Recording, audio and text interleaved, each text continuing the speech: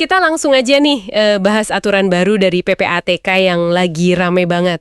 Soal pembekuan rekening bank yang, nggak aktif selama 3 bulan.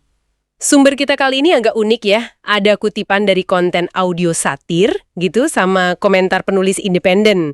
Jadi kita mau coba pahamin aturannya, kenapa ada aturan ini, terus ya lihat reaksi-reaksi lucunya juga. Iya, ini beritanya emang agak dingin ya. Soalnya beku-bekuan rekening. Sumber satir kita malah langsung nyambungin katanya kalau rekening 3 bulan gak aktif aja dibekuin, gimana mantan yang 6 bulan gak balas chat?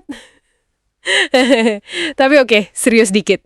Intinya gini, kalau rekening Anda itu nggak ada transaksi, ya masuk atau keluar, selama 3 bulan, nah itu PPATK bisa aja langsung membekukannya. Saldonya sih nggak hilang, tapi jadi nggak bisa diakses gitu. Mirip-mirip lah semua rasa ke mantan tadi. Betul, betul. Jadi tujuan resminya nih, dari yang kita dengar, itu buat pencegahan.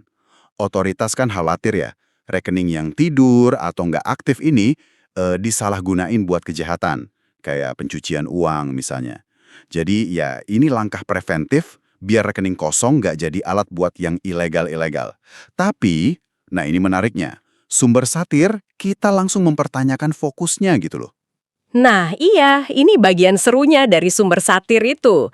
Kenapa kok kayaknya yang diincar rekening masyarakat biasa, yang mungkin saldonya juga ya nggak seberapa gitu, muncul tuh perbandingan yang kontras banget.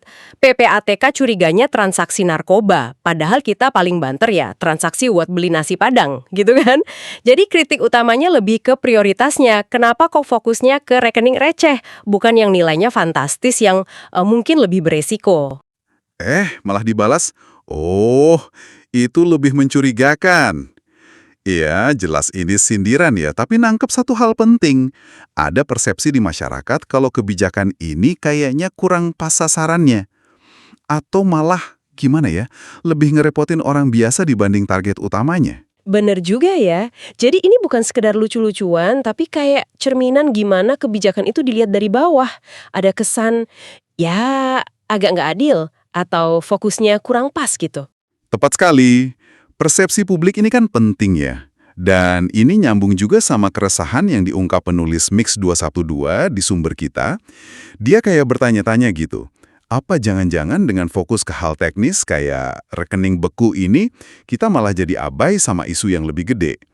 Ini nunjukin gimana satu aturan, meskipun niatnya mungkin baik, bisa menimbulkan pertanyaan dan interpretasi yang beda-beda banget di lapangan. Terus, kalau rekening Anda keburu beku nih, gimana dong?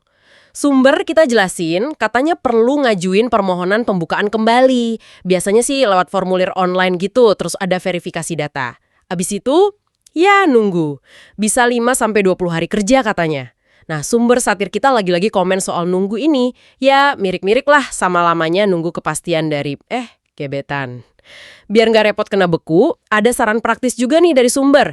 Lakuin aja transaksi kecil-kecilan sesekali. Misalnya transfer 1.000 perak ke rekening sendiri atau ke teman. Pokoknya bikin rekening Anda kelihatan ada kehidupan gitulah di sistem. Jangan sampai dianggap nganggur. Jadi, ya intinya ada beberapa poin penting nih buat Anda perhatikan. Pertama, aturan 3 bulan itu beneran ada.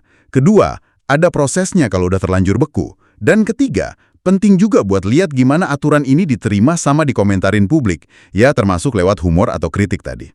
Betul. Kayak penutup satir dari sumber kita itu. Yang nggak kerja, rekeningnya bisa dibekuin. Yang kerja keras, malah kena pajak progresif. Lumayan nyelekit ya sindirannya. Dan ini ngebawa kita ke pemikiran penutup yang agak provokatif nih dari Mix 212.